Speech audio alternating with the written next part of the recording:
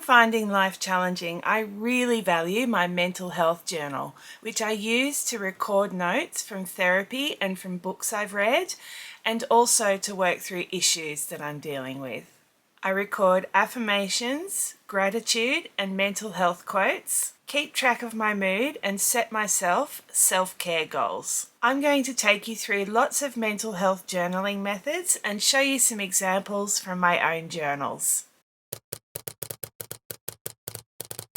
I'm Ruby from the Useful Journal, coming to you today from my book cave because it is too windy outside today. I review dot grid journals and share ideas on how to use them in your day-to-day life. I got into mental health journaling slowly, adding the odd page to my bullet journal and journaling occasionally about things that were bothering me. I personally had to start taking antidepressants when I started menopause in 2019, and then the COVID lockdowns happened. I started using a mental health tracker simply to help me identify what I could work on to manage my mental health. At the beginning of 2021, I saw a therapist and he recommended I start an affirmations journal. Since then, I've been learning about myself, understanding how my mind works, and how my childhood has contributed to the problems I'm experiencing now. I remain optimistic all the time that I'm on the up and up. Let's have a look at how I've used journaling to manage my mental health. I recommend choosing a journal that you're excited to use and that works well with the pens you like to write with. This will make it easier to pick up, but if you just want to get started, use whatever comes to hand. Because I was bullet journaling, my first introduction to any kind of journaling related to mental health was creating and filling in mood trackers. Because I do decorative bullet journaling, I was attracted to mood trackers for an obvious reason. They're a chance to get creative and they're pretty to look at. There are several ways to lay out and use a mood tracker. In these trackers, you're generally indicating the average mood for the day. The simplest version is to assign a colour to a range of emotions. I recommend starting with 4 that range from really happy to good to a bit so-so, like an average day, to sad or a bad day.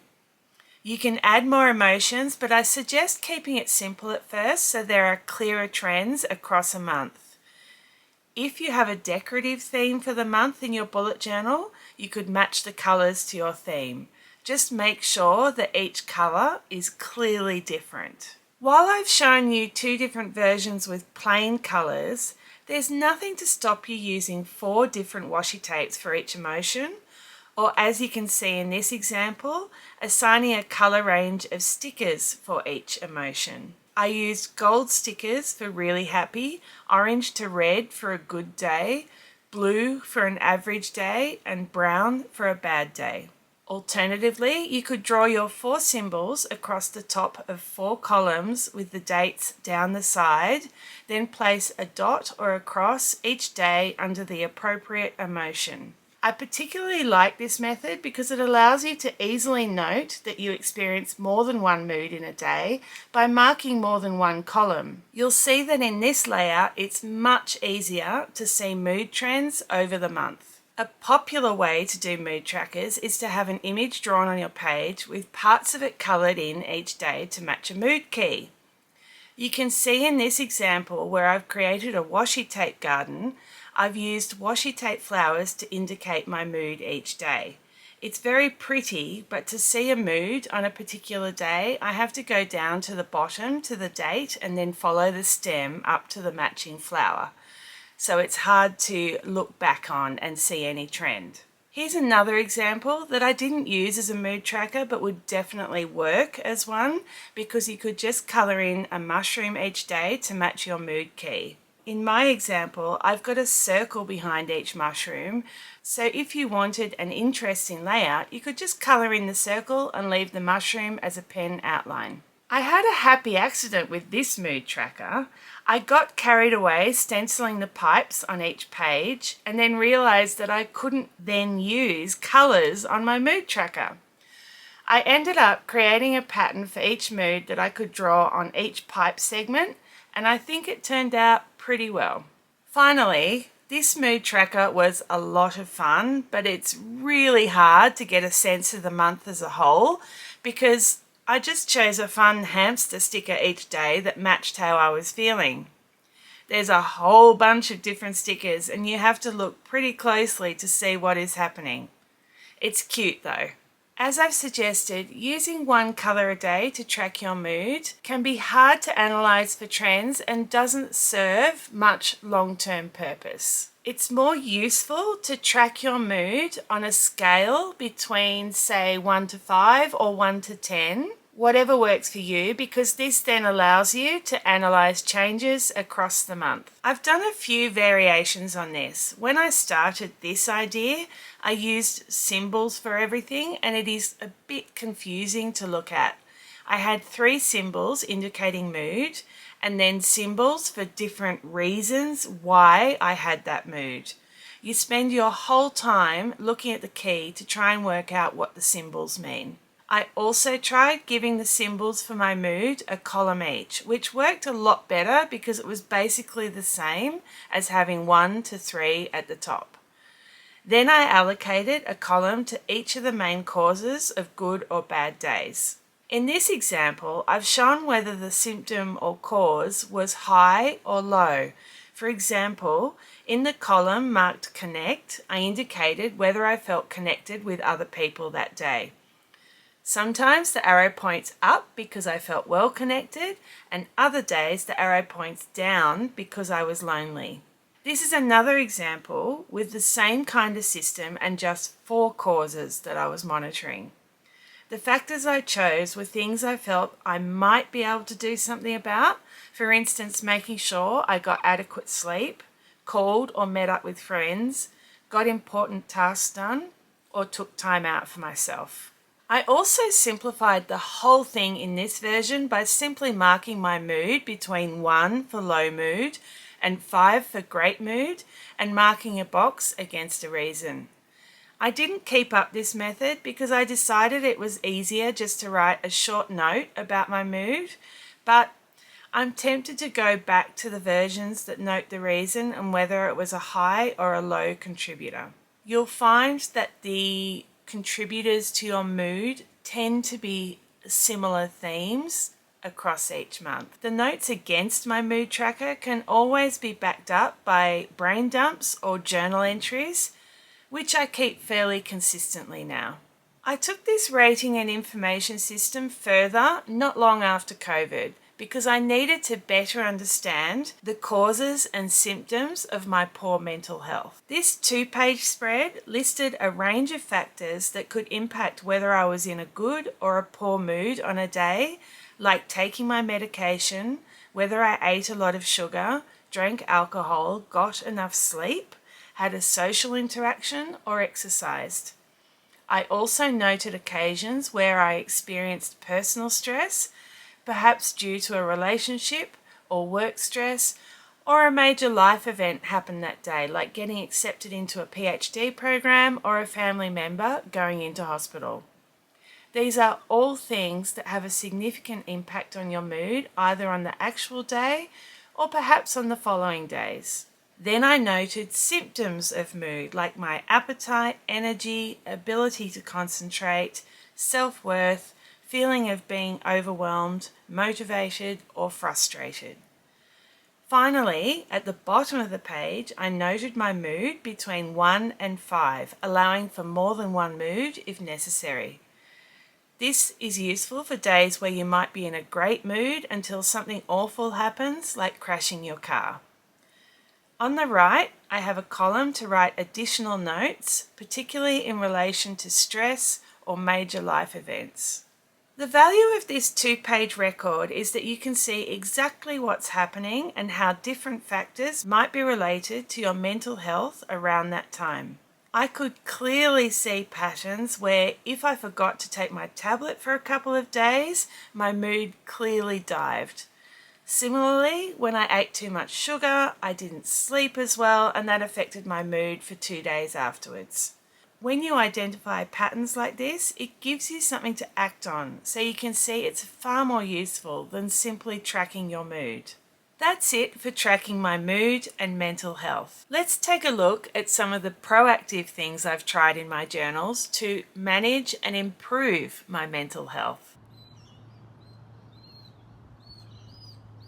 Your personal values guide your beliefs and shape your behavior. They might determine the work you'll be interested in, the friends you keep, and the habits you form. People that have altruistic values, for instance, they like to help others, will tend to work in the helping professions like health and education. Some people may seem a bit greedy because they're all about making and saving money, but it could stem from a value of needing to feel security and wanting to have a freedom of choice because perhaps that's something they hadn't experienced earlier in their life. Before you start looking for ways to improve your mental health, it may help to identify what's important to you and narrow that down to your core values. Archer and Olive provided a free printout a few years ago that provided a long list of possible values and set you the task of choosing 10 of the values that most resonated with you. You then selected 3 of those values as your core values. There are lots of lists of values on the internet for you to find. Once you'd narrowed down the list to 3 core values, you had to think about how those core values might influence your year and then what success might look like and how you would measure it. I found this a really useful process and it relates closely to another process I did a year later. In this process, I thought about my values, which are a principle or a standard of behavior, then looked at how my values might match up with my priorities, the things that are most important to me. This process is especially useful if you're preparing long-term goals for your life, because then you can think about whether your goals match your values and priorities. If you work in a field or with an organization that doesn't match your values, you will find it hard to engage with your work and will feel conflicted about how you spend your time. We can convince our brain to believe something is true. Therefore, it's possible to change negative internal messages by promoting self-confidence and belief in your own abilities. Affirmations are a message to yourself about a positive state and are linked to your core values. You could do an affirmation as a whole page spread, or create a spread where you write down an affirmation daily. Repeat your affirmations about 10 times a day and twice a day. Listen to yourself saying them and focus on the words. Believe it. Keep in mind they are a step towards change, not the change itself. Saying an affirmation like, I can control my stress does not control me, won't control your stress, but saying it might motivate you to try out breathing exercises or analyze activities in your life that are causing stress so that you can then try to resolve them. Some beliefs do come from deeper seated issues like childhood trauma, and these will not be resolved with affirmations and should be dealt with through therapy. Lots of people use gratitude journaling as a way to improve their mindset. There's a lot of evidence to show that training your mind to think of 1 or even better 3 things that you are grateful for each day will help to shift your thoughts away from the negatives in your life and instead focus on what is going well. I tend to do gratitude as a list spread, and while I aim to do it daily, I often don't. Forgive yourself for that. And when I'm being more realistic, I will create a spread where I aim to get, say, 20 entries for the month. I originally always did gratitude in my mental health journal, but eventually shifted the spreads into my bullet journal so I was more consistent about completing it. Like gratitude and affirmations, adding quotes about mental health can help to shift your focus to positive messages. I also like them because they challenge me to think about how they apply to my life. Sometimes I just find a quote that rings true for me and prepare a spread, but mostly my mental health quote spreads come from 2 mental health collaborations I participate in on Instagram. Each collab provides 1 quote per month, and we make a spread and share it on Instagram at the same time, sharing those of our collaborators. Both groups I'm in are super supportive and often look out for group members that are struggling. I recently posted a video that showed the mental health quote spreads I did during 2024. In this busy world, we sometimes forget to look after ourselves. It's okay to grant ourselves permission to spend time on ourselves for our own benefit. These spreads are along the lines of a bingo sheet. You list several things you'd like to achieve that month, then mark them off as you do them. In terms of self-care, I've included things like calling friends, playing the piano, completing something that I've been stressed about, buying myself flowers, playing a board game, avoiding social media for a day, eating at a restaurant, going to bed early to read, or craft time. I usually have a layout that allows me to mark them off more than once because you can never have enough self-care. To give yourself more direction, consider creating mental health goals and actions that will help you achieve them. The best planning process I've gone through is the Level 10 Life. Choose anywhere from 6 to 10 areas of your life that you want to set goals for. Rate how you think you're going at the beginning of the year or journal out of 10 for each area. Set yourself a plan for how you're going to improve each area of your life, which could include relationships, fitness, spirituality, finances, and in this case, mental health. For mental health, I wrote down actions that included attend therapy, monitor my medication, use my affirmations journal, and practice gratitude and self-care. I had limited space to lay out my goals in my Level 10 Life spread.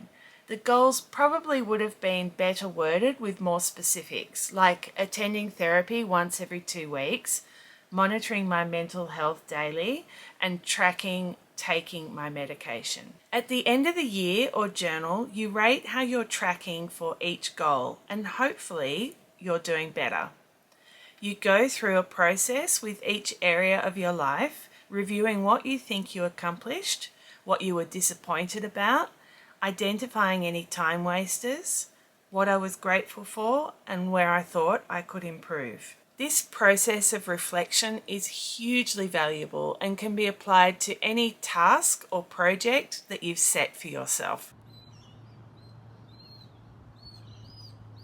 A routine makes your day more predictable, and when your brain is under stress for other reasons, that predictable routine could lighten the load because you're just not having to think about what to do next. This reduces stress and helps you give a sense of control over your life. A few years back, I read a book called Miracle Morning by Hal Elrod and tested out Miracle Mornings for 10 days as recommended. I loved it and felt so productive for that period. I tried to keep it going and did mostly for a while, but ended up slipping away. Basically, the idea is to set yourself a morning routine that starts with sitting in silence for a few minutes, doing affirmations, writing in your journal, and in my case, I added reading a self-help book for a few minutes and walking the dog. I liked having a morning routine so much that I started my own evening routine. that focused on having things ready to go to work in the morning and making sure I got to bed on time and in a relaxed state so I would have the best chance of going to sleep quickly. This is definitely a gap for me at the moment and something I'm going to think very hard about reincorporating back into my life. One of the most important ways I use my bullet journal and mental health journal is just writing and working through issues. Before I had a mental health journal, I would use my brain dump page or daily journaling entries when I had them to get thoughts out of my head. I occasionally did special spreads to work through something that was bothering me, like this example in one of my early journals that planned out a way to stop myself from interrupting in meetings at work by having a notepad to jot down what I wanted to say so I didn't forget it when there was finally an opportunity to speak. Something I added to my self-care pages and occasionally on their own page was boxes to address stressful events that had 4 prompts. If I had a sudden dip in my mental health due to something happening, I would write down what the trigger was, how the event made me feel, how I reacted, and what I could try doing in future to react in a more positive way. In my mental health journal, I write notes before and following therapy sessions and what I've learned from reading self-help books. And a lot of the time, I just journal because this helps get issues I'm dwelling on out of my head and down on paper, where I can decide whether to dismiss them or respond to them with action. I might set myself a task, for example, to identify all the things I like about myself. I create lists of things I have said no to or that I have achieved to remind myself that I can do positive and beneficial things for myself. Some of these pages are a bit like affirmations that I can go back to and revise every now and then. I might create the whole spread at once, or for example, the page where I wrote what I like about myself. That was completed over a week as I would just enter one thing at a time. I love this page and often go back to look at it again. Your mental health journal can be whatever you want it to be. Treat it as a tool, a retreat, or a place to learn, and I'm sure it will help you. Mental health may not be seen, may not be dealt with, may not be healed, but it can be managed so that you can proceed through life with a little bit more joy and a little bit more understanding of yourself. I was able to use my mental health trackers to feel confident that I could stop taking my antidepressants, which I haven't used for a couple of years now. Eventually, hormones do settle down and COVID did eventually end. There's a lot more ideas online on how to use a journal to manage your mental health. I hope that some of the things I've shared with you today that I've used to manage my mental health will help you manage your mental health too. If so, please like this video, subscribe to my channel, and you'll make my day. See ya!